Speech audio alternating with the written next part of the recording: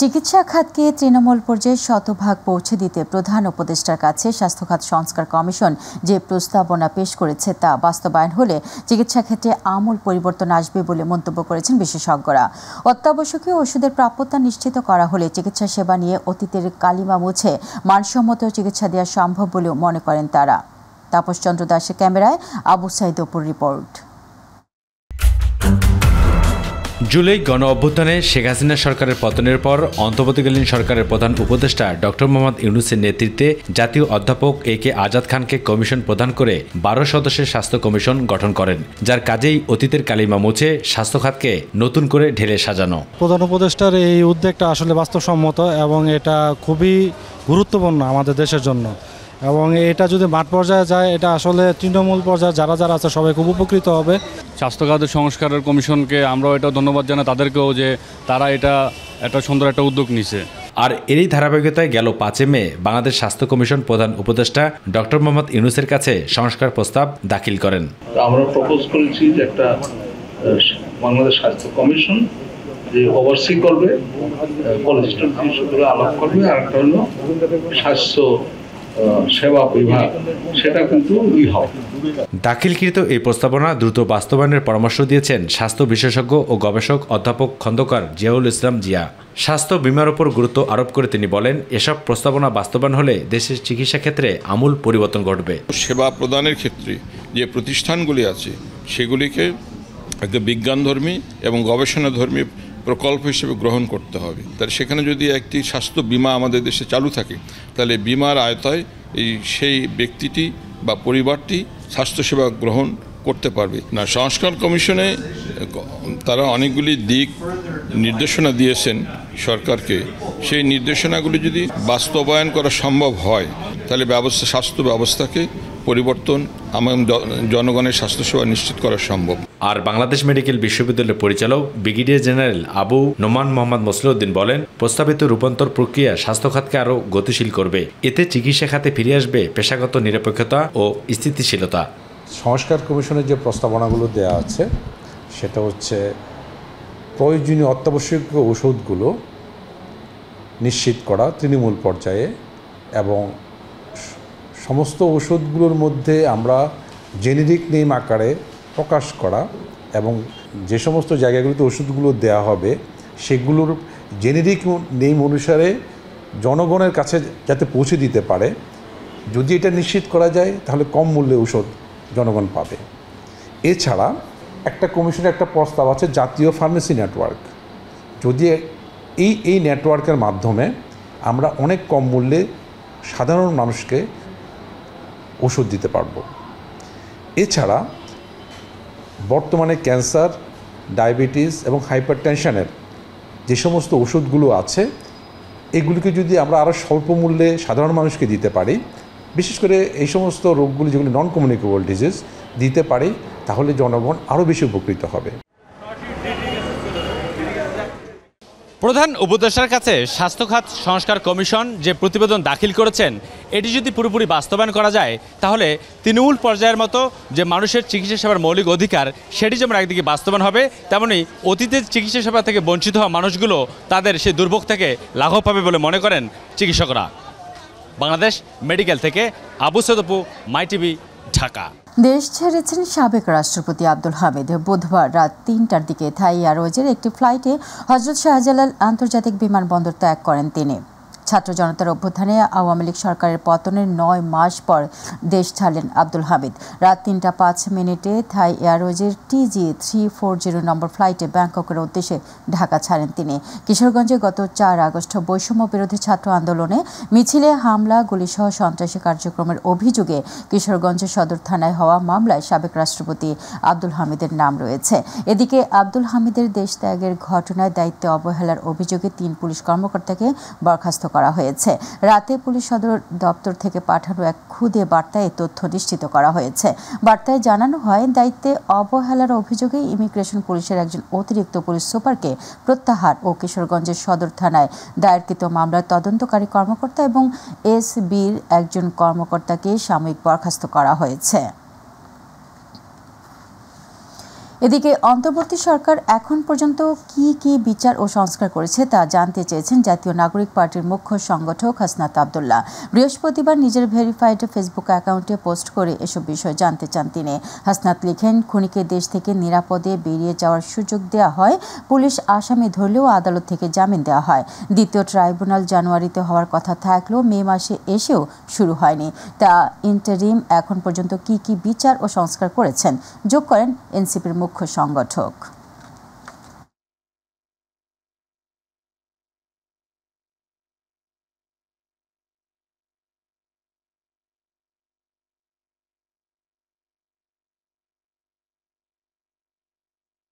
বিএনপির মহাসচিব মির্জা ফখরুল ইসলাম আলমগীর বলেছেন, ফ্যাসিবাদী আমলারা এখন দেশ চালাচ্ছে, বাংলাদেশ এখন সবচেয়ে অনিশ্চিত সময় পার করছে মন্তব্য করে তিনি বলেন, অনির্দিষ্ট ও অনিশ্চিত অন্তর্বর্তী সরকার দেশের কল্যাণে কোনো কাজে আসবে না। সুপ্রিম কোর্ট মিলনায়তনে এক আলোচনা সভায় এসব কথা বলেন তিনি। অনুষ্ঠানে বিএনপির স্থায়ী কমিটির সদস্য সালাউদ্দিন আহমেদ বলেন, বিচার বিভাগের স্বাধীনতা নিশ্চিত করার আগেই ফ্যাসিবাদের দোসর বিচারপতিদের অপসারণ করতে হবে। আরও জানাচ্ছেন মাহবুব সৈকত। বিএনপি চেয়ারপারসনের উপদেষ্টা ও সাবেক অ্যাটর্নি জেনারেল প্রয়াত এজেডএম মোহাম্মদ আলীর প্রথম মৃত্যুবার্ষিকী উপলক্ষে সুপ্রিম কোর্ট মিলনায়তনে স্মরণ সভার আয়োজন করে জাতীয়তাবাদী আইনজীবী ফোরাম। গণতন্ত্রের জন্য সংগ্রাম করেছে, আমরা কিন্তু একটা বড় পেশাদারী সংগঠন। স্বাধীনতার 5 দশক পরেও বিচার বিভাগের স্বাধীনতা নিশ্চিত হয়নি মন্তব্য করে বিচার অঙ্গন থেকে ফ্যাসিবাদের দোসর বিচারকদের অপসারণের দাবি জানান বিএনপির স্থায়ী কমিটির সদস্য সালাউদ্দিন আহমেদ। সব অঙ্গেরই অ্যাকাউন্টেবিলিটি থাকবে, লেজিসলেটরদের অ্যাকাউন্টেবিলিটি থাকবে, পলিটিশিয়ানদের অ্যাকাউন্টেবিলিটি থাকবে, অন্যান্য অঙ্গের এক্সিকিউটিভদের অ্যাকাউন্টেবিলিটি থাকবে, ব্যুরোক্রেটদের অ্যাকাউন্টেবিলিটি থাকবে, জুডিশিয়ারিকেও কোথাও না কোথাও অ্যাকাউন্টেবল হতে হবে। ইন্ডিপেন্ডেন্স অফ জুডিশিয়ারি এনশিওর করার আগে অবশ্যই ফ্যাসিবাদের দোসররা যারা বিভিন্ন জায়গায় অধস্তন এবং উপরের আদালতে বসে আছেন তাদেরকে ক্লেম করতে হবে এবং তাদেরকে বিচারের আওতায় আনতে হবে। সংস্কারের কথা বলে কেউ নির্বাচন পিছিয়ে দেওয়ার চেষ্টা করছে অভিযোগ করে অনির্দিষ্টকালের জন্য অন্তর্বর্তী সরকার দেশ চালাতে পারে না বলে মন্তব্য করেন বিএনপি মহাসচিব। এখন পর্যন্ত অনিশ্চিত অবস্থার মধ্যে আছি যে আদৌ অল্প সময়ের মধ্যে এই রেস্টোরেশন সম্ভব কিনা। প্রত্যেকদিন নতুন আপনার যুক্ত হচ্ছে শর্ত, বিভিন্ন বক্তব্য, যা দিয়ে আরও জটিল করে ফেলা হচ্ছে সবকিছুকে। দেশের জনগণ এবং রাজনৈতিক দলের সাথে আলোচনা ছাড়া মানবিক করিডোরের সিদ্ধান্ত নেয়ার সুযোগ নেই বলেও জানান মির্জা ফখরুল ইসলাম আলমগীর। এমন কোনো কাজ করবেন না যেটা বাংলাদেশের মানুষের জন্য উপযোগী হবে না। আজকে এমন কাজ করছেন যে বাংলাদেশের মানুষ কিছুই জানে না। প্যাসেজ দেবেন, করিডোর দেবেন, সেই করিডোর দেবেন, কারোর সঙ্গে আলাপই করছেন না, কোনো রাজনৈতিক দলের সঙ্গেও কথা বলছেন না। আপনি একটা করিডোর দিয়ে দিচ্ছেন আরাকানে, যে আরাকান আর্মি কোনো গভর্নমেন্টই নেই, কোনো এন্টিটি নেই। যদি দেওয়ার প্রয়োজন হয় 100 বার দেব, মানবতাকে যে সাহায্য করতে হয় সাহায্য করব, কিন্তু আপনি তো দেশের জনগণকে নিয়ে সেটা করবেন। এদিকে নয়াপল্টন কেন্দ্রীয় কার্যালয়ের সংবাদ সম্মেলনে চলতি মাসের 15 তারিখ থেকে 15 জুলাই পর্যন্ত বিএনপি নতুন সদস্য সংগ্রহ করবে বলে জানান দলের সিনিয়র যুগ্ম মহাসচিব রুহুল কবির রিজভী আহমেদ। আবারও নতুন করে পুনর্গঠন করা, রিঅর্গানাইজ করা আমাদের একটা কঠিন ব্যাপার, সেটা আমাদের করতে হচ্ছে এবং সেক্ষেত্রে আমাদের দলের এই মুহূর্তে কত লোক আগ্রহী বিএনপি করার জন্য, সেটাও আমরা এই নতুন সদস্য সংগ্রহ যে অভিযান চলবে সেই অভিযানের মধ্যে আমরা সেটি জানতে পারব। মাহবুব সৈকত, মাই টিভি, ঢাকা। মানবতা বিরোধী অপরাধের মামলা জামায়াত নেতা এটিএম আজহারুল ইসলামের মৃত্যুদণ্ডের বিরুদ্ধে আপিলের শুনানি শেষ হয়েছে। এই বিষয়ে রায় ঘোষণার জন্য 27 মে দিন ধার্য করেছেন আপিল বিভাগ। প্রধান বিচারপতি ডক্টর সৈয়দ রেফাত আহমেদের নেতৃত্বে 7 বিচারপতির পূর্ণাঙ্গ আপিল বেঞ্চ এই দিন ধার্য করেন। আরও জানাচ্ছেন এসএম আরিফ। ৭১-এর মুক্তিযুদ্ধে মানবতা বিরোধী অপরাধের অভিযোগে 2014 সালের 30 ডিসেম্বর জামায়াত নেতা এটিএম আজহারুল ইসলামকে মৃত্যুদণ্ড দেন আন্তর্জাতিক অপরাধ ট্রাইব্যুনাল। এই রায়ের বিরুদ্ধে করা আপিল শুনানির পর 2019 সালের 31 অক্টোবর রায় বহাল রাখেন সুপ্রিম কোর্টের আপিল বিভাগ। পরবর্তীতে আপিল বিভাগের রায় রিভিউ চেয়ে 2020 সালের 19 জুলাই আবেদন করেন এই জামায়াত নেতা। আবেদনের পরিপ্রেক্ষিতে ২৬ ফেব্রুয়ারি আজহারুল ইসলামের রিভিউ মঞ্জুর এবং ২২ এপ্রিল শুনানির জন্য দিন ঠিক করে দেন আদালত। শুনানি শেষে ২৭ মে রায় ঘোষণার জন্য দিন ধার্য করেন প্রধান বিচারপতি সৈয়দ রেফাত আহমেদের নেতৃত্বে ৭ বিচারপতির পূর্ণাঙ্গ আপিল বেঞ্চ। সাবমিশনে যেটা বলেছি যে জনাব এটিএম আজহারুল ইসলাম সহ সকলেই একটি সংঘবদ্ধ অন্যায় অবিচারের শিকার হয়েছেন। এই সিন্ডিকেট কারা ছিলেন, কিভাবে ছিলেন তা আমরা আদালতে আজকে উপস্থাপন করেছি এবং আমরা একজনের স্বীকারোক্তিমূলক জবানবন্দি যা তার বইয়ে তিনি উল্লেখ করেছেন সেটাও আদালতে উপস্থাপন করেছি। রায়ে ন্যায় বিচার প্রতিষ্ঠার মাধ্যমে নতুন ইতিহাস সৃষ্টি হবে বলে প্রত্যাশা করেন আসামিপক্ষের আইনজীবী। তারা যদি সুযোগ পেত, তারা যদি মনে করত এবং একটু খেয়াল করত, তারা চাইলে এটিএম আজহারুল ইসলাম সাহেবকেও ফাঁসি কাস্টে ঝুলাতে পারত, কিন্তু আল্লাহর পরিকল্পনার উপরে তারা হাত দিতে পারে নাই। এই কারণেই আজকে আদালতের সামনে আমরা আশা করি আগামী ২৭ তারিখ যে রায় হবে বাংলাদেশের বিচার বিভাগের ইতিহাসে নতুন ইতিহাস রচিত হবে। আমরা এটাও আশা করি আগামী ২৭ তারিখে যা রায় হবে এর মধ্য দিয়ে বিচার বিভাগীয় কলঙ্ক কিছুটা হলেও দূর হবে। ট্রাইব্যুনালের উদ্দেশ্য সঠিক থাকলেও অসৎ উদ্দেশ্যে আইনের ব্যবহার হয়েছে বলে মনে করেন রাষ্ট্রপক্ষের আইনজীবী। এটিকে যারা ব্যবহার করেছেন আইন এবং ট্রাইব্যুনাল পক্ষ থেকে, ইভেন অ্যাপিলেট ডিভিশনের পক্ষ থেকে, সেই ব্যবহারটা সঠিক ছিল কিনা সেটি ট্রাইব্যুনাল বা এখনকার অ্যাপিলেট ডিভিশনের জাজেসরা নির্ধারণ করবেন, কিন্তু উদ্দেশ্যটা ছিল সৎ। এই ব্যাপারে আমরা এটিএম আজহার সাহেবের আর্গুমেন্টের বিপক্ষে অবস্থান নিয়েছি। SM আরিফ, মাই টিভি, ঢাকা। জুলাই আগস্টের গণহত্যার বিচার না হলে ভবিষ্যতে দেশে ফ্যাসিবাদ আরও ভয়ঙ্কর রূপে ফিরে আসবে বলে মন্তব্য করেছেন জামায়াতে ইসলামের আমির ডাক্তার শফিকুর রহমান। ভোরে আজিমপুর কবরস্থানে ব্যারিস্টার আব্দুর রাজ্জাকের কবর জিয়ারত শেষে এই কথা বলেন তিনি। জামায়াতের আমির বলেন, দেশের মানুষ এখনও ন্যায় বিচার থেকে বঞ্চিত। ডাক্তার শফিকুর রহমান আরও বলেন, জামায়াত নেতা এটিএম আজহারুল ইসলাম ন্যায় বিচার পাবেন। এছাড়া জামায়াতের ইসলামের নিবন্ধন ও প্রতীক দ্রুত সময়ের মধ্যে ফিরে পাওয়ার আশাবাদও ব্যক্ত করেন জামায়াত আমির।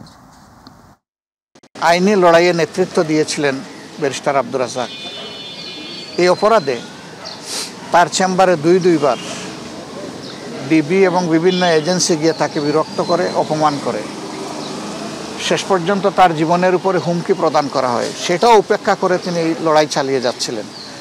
কিন্তু যখন তার কাছে এটা নিশ্চিত হয়ে গেল যে একদিনের জন্য সরকার আর তাকে এই লড়াই চালাতে দিবে না, বরঞ্চ তারা কুমতলব হাসিল করার জন্য তার উপরেও ঝাঁপিয়ে পড়বে, তখন তিনি বাধ্য হয়ে দেশ ছেড়েছিলেন। প্রধান উপদেষ্টা গ্রিন সিগন্যালে আওয়ামী লীগের সাবেক ডামি রাষ্ট্রপতি ও হত্যা মামলার আসামি আব্দুল হামিদ দেশ ছেড়ে পালিয়েছেন বলে মন্তব্য করেছেন গণ অধিকার পরিষদের সাধারণ সম্পাদক রাশেদ খান। বৃহস্পতিবার বিকেলে জাতীয় প্রেস ক্লাবের সামনে থেকে স্বরাষ্ট্র মন্ত্রণালয় অভিমুখে যাত্রাকালে এই কথা বলেন তিনি। অপর এক অনুষ্ঠানে নাগরিক ঐক্যের সভাপতি মাহমুদুর রহমান মান্না বলেন, সচিবালয় এখনও চালাচ্ছে আওয়ামী লীগের দোসররা। বিস্তারিত শিমুল খানের রিপোর্টে। সাবেক রাষ্ট্রপতি আব্দুল হামিদের দেশত্যাগের প্রতিবাদে স্বরাষ্ট্র উপদেষ্টার ৪৮ ঘণ্টার মধ্যে পদত্যাগ, দ্রুত সময়ের মধ্যে নির্বাচনের রোডম্যাপ ঘোষণা সহ আওয়ামী লীগ নিষিদ্ধের দাবিতে স্বরাষ্ট্র মন্ত্রণালয় ঘেরাও কর্মসূচি পালন করে যুব অধিকার পরিষদ। আওয়ামী লীগকে নিষিদ্ধ করার, গণহত্যার বিচার করার, ঐক্যমতের ভিত্তিতে রাষ্ট্র সংস্কার করার, কিন্তু এই সরকারের ৯ মাসেও এখনো পর্যন্ত আমরা এ সময় শিক্ষা ভবনের সামনে ব্যারিকেড দিয়ে পদযাত্রা আটকে দেয় পুলিশ। অপর এক অনুষ্ঠানে নাগরিক ঐক্যের সভাপতি মাহমুদুর রহমান মান্না বলেন, সচিবালয়ে এখনো আওয়ামী লীগের দোসরদের দখলে রয়েছে। সচিবালয়ে এখন পর্যন্ত সবাই বলেন ওখানে সব আওয়ামী আছে, সব স্বৈরাচারের দোসর, ওইখানে কেউই গণতন্ত্রের লোক নাই, নির্বাচন নাই, কোনো জনসমর্থন নাই, কোনো রকম একটা পদ্ধতির মধ্যে দিয়ে কেউ ক্ষমতা আসেননি, তাকে তো দীর্ঘদিন রাখতে পারবেন না। বিকেলে ঢাকা রিপোর্টার্স ইউনিটিতে মে দিবস ও প্রাসঙ্গিক বাংলাদেশ আলোচনা সভায় দ্রুত গণতান্ত্রিক ব্যবস্থায় ফিরতে নির্বাচন দাবি করেন বক্তারা। ৬ কোটি মানুষ বাংলাদেশে। শিমুল খান, মাই টিভি, ঢাকা। চট্টগ্রামের কর্ণফুলী নদীর তীরে লালদিয়া গ্রিন পোর্ট নির্মাণ প্রকল্প হাতে নিয়েছে সরকার। এই লক্ষ্যে নেদারল্যান্ড ভিত্তিক একটি প্রতিষ্ঠানের সাথে আলোচনা চলছে বলে জানিয়েছেন বিডা চেয়ারম্যান চৌধুরী আশিক মাহমুদ বিন হারুন। সকালে চট্টগ্রাম বন্দর এলাকা পরিদর্শন করেছেন বাংলাদেশের বিনিয়োগ উন্নয়ন কর্তৃপক্ষ বিডার নির্বাহী চেয়ারম্যান। এই সময় তার সাথে ছিলেন প্রধান উপদেষ্টার প্রেস সচিব শফিকুল আলম। আতিকুর রহমান তিতাসের রিপোর্টে বিস্তারিত। চট্টগ্রাম বন্দর এলাকা পরিদর্শন করেছেন বাংলাদেশ বিনিয়োগ উন্নয়ন কর্তৃপক্ষ বিডার নির্বাহী চেয়ারম্যান চৌধুরী আশিক মাহমুদ বিন হারুন। ঘুরে দেখেন প্রস্তাবিত লালদিয়া পোর্ট ও বে টার্মিনাল এলাকা। প্রধান উপদেষ্টার প্রেস সচিব শফিকুল আলমকে সঙ্গে নিয়ে তিনি চট্টগ্রামের বিভিন্ন স্থাপনা পরিদর্শন করেন। পরে বিডা চেয়ারম্যান সাংবাদিকদের জানান, চট্টগ্রামের কর্ণফুলী নদীর তীরে লালদিয়া গ্রিন পোর্ট নির্মাণ প্রকল্প হাতে নিয়েছে সরকার। এ লক্ষ্যে নেদারল্যান্ড ভিত্তিক একটি প্রতিষ্ঠানের সঙ্গে আলোচনা চলছে।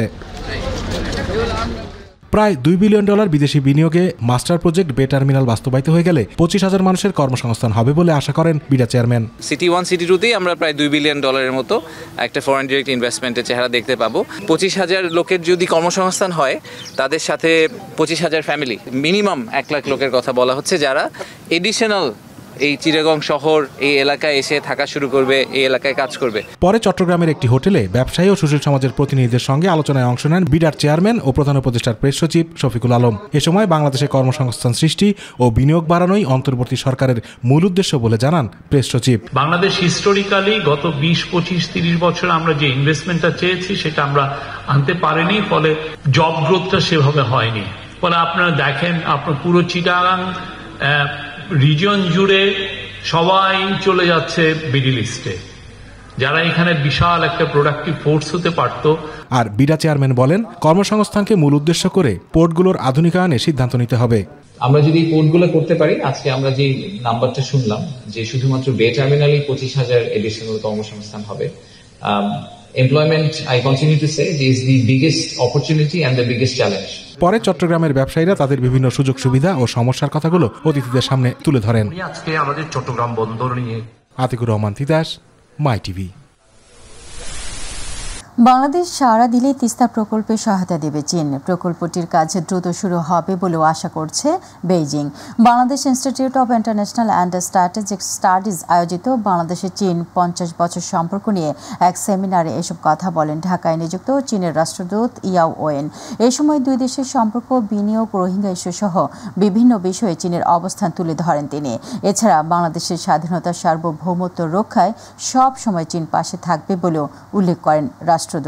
আফজাল হোসেনের রিপোর্টে বিস্তারিত। বাংলাদেশ চীন 50 বছর সম্পর্ক শীর্ষক সেমিনারে যোগ দিয়ে বাংলাদেশের সাথে চীনের সম্পর্ক, রোহিঙ্গা সমস্যা, পাক ভারত যুদ্ধ সহ সমসাময়িক বিষয়ে খোলামেলা আলোচনা করেন ঢাকায় নিযুক্ত চীনের রাষ্ট্রদূত ইয়াও ওয়েন।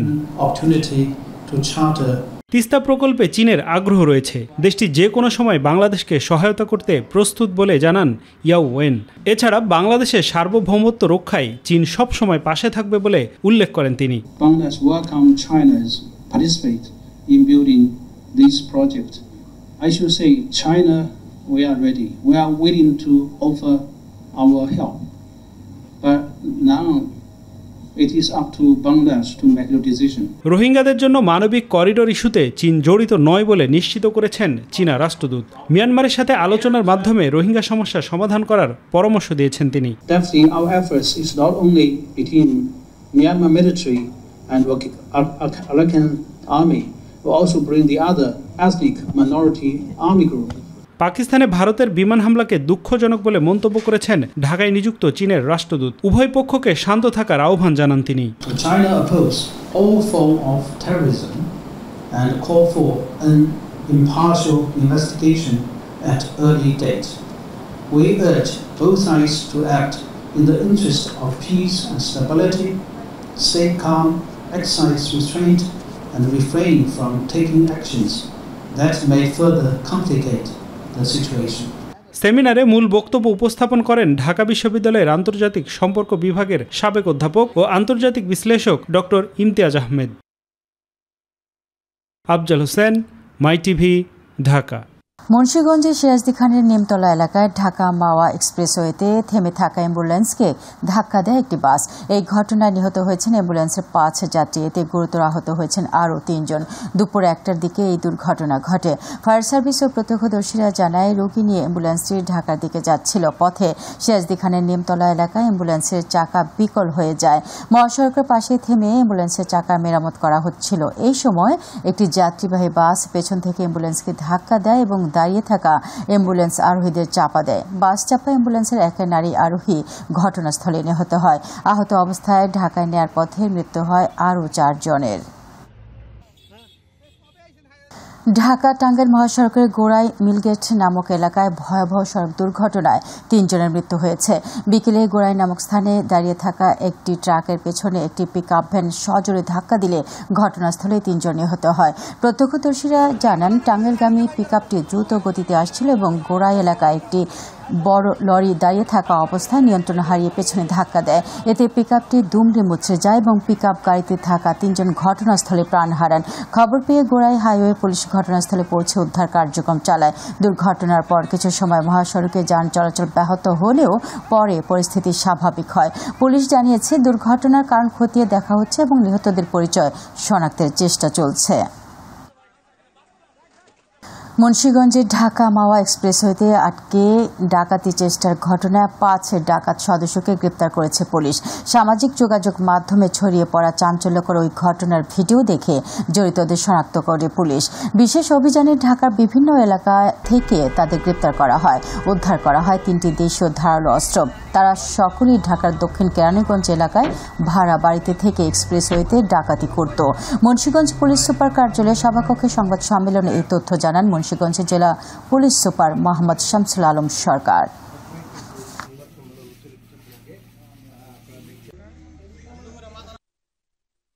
কেরানীগঞ্জ মডেল থানা এবং দক্ষিণ কেরানীগঞ্জ থানা থেকে গত রাতে আমরা যে 6 জন ছিল তার মধ্যে 5 জনকে গ্রেফতার করতে সক্ষম হই। যে 5 জনকে আমরা গ্রেফতার করেছি তারা আমাদের কাছে স্বীকার করেছে তারা ঘটনাস্থলে উপস্থিত ছিল এবং ডাকাতি করার চেষ্টা করেছে।